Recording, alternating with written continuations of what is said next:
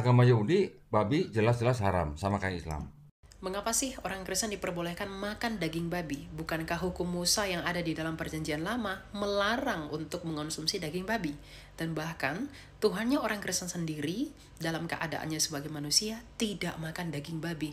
Lalu kenapa pengikut-pengikut Yesus malah makan daging babi? Alasan yang pertama mengapa Tuhan Allah melarang bangsa Israel untuk tidak mengonsumsi daging babi adalah karena pada masa itu orang-orang yang memakan daging babi adalah orang-orang kafir yang menyembah berhala.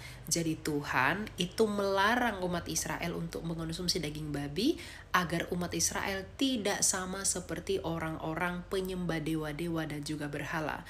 Hal ini Anda dapat lihat dalam Yesaya 66 ayat 17. Dan tidak hanya tentang makan babi, Tuhan sendiri melarang orang Israel untuk tidak memasak anak kambing di dalam air susu induknya dalam Ulangan 14 ayat 21. Mengapa Tuhan melarang itu? Karena pada masa itu orang-orang penyembah pagan melakukan tindakan tersebut untuk menyuburkan tanaman. Jadi Tuhan melarang tindakan itu agar tidak menjadi sama dengan penyembah-penyembah berhala. Jadi larangan makan daging babi, unta, cumi, udang, dan lain sebagainya itu Tuhan perintahkan agar bangsa Israel tidak sama seperti bangsa-bangsa lain yang menyembah berhala. Dan yang paling penting larangan makan daging babi dan lain sebagainya itu hanya diperuntukkan bagi bangsa Israel saja dalam Mazmur 147 ayat 19 sampai 20. Jadi orang di luar bangsa Israel tidak berhak atas hukum-hukum yang berisi larangan-larangan tadi. Itulah alasan mengapa hukum Taurat hanya diperuntukkan bagi bangsa Israel. Nah, inilah alasan mengapa orang Kristen dapat mengonsumsi daging babi, karena secara sipil orang Kristen adalah orang-orang yang berasal dari seluruh bangsa yang ada di dunia ini. Sedangkan hukuman mengenai larangan-larangan tadi hanya diperuntukkan yang secara sipil bagi bangsa Israel saja. Yang kedua, lalu mengapa Tuhan Yesus sendiri tidak mengonsumsi daging babi? Jawabannya sederhana.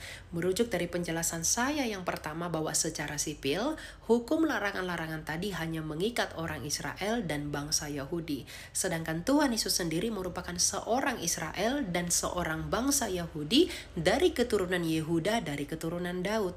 Maka secara sipil, hukum larangan-larangan tadi itu mengikat Yesus Kristus dalam keadaannya sebagai manusia, yang artinya Tuhan Yesus harus tunduk kepada hukum-hukum itu.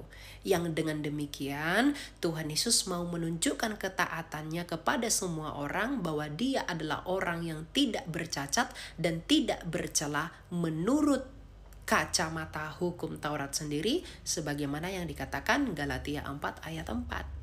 Jadi Tuhan Yesus tidak mengonsumsi daging babi karena ia adalah orang Yahudi yang harus tunduk kepada hukum yang dikhususkan bagi bangsa Yahudi itu sendiri.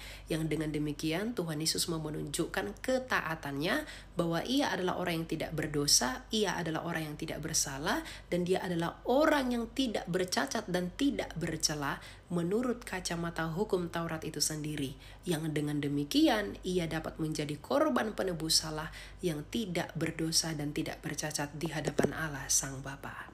Nah, lalu mengapa orang Kristen dapat mengonsumsi daging babi? Jawabannya sederhana. Tuhan Yesus sendiri dalam Matius 15 ayat 11 mengatakan, bukan apa yang masuk ke dalam mulutmu dan perutmu yang menajiskanmu, tetapi apa yang keluar dari mulutmu, itulah yang menajiskanmu.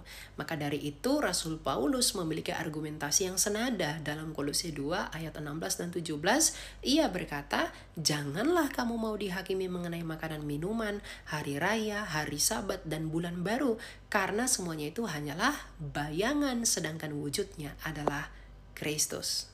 Jadi itulah alasan mengapa orang Kristen secara universal dapat mengonsumsi daging babi, karena kerajaan sorga dan kerajaan Allah tidak berbicara tentang makanan minuman, tapi tentang pertobatan dan kasih karunia. Tuhan memberkati.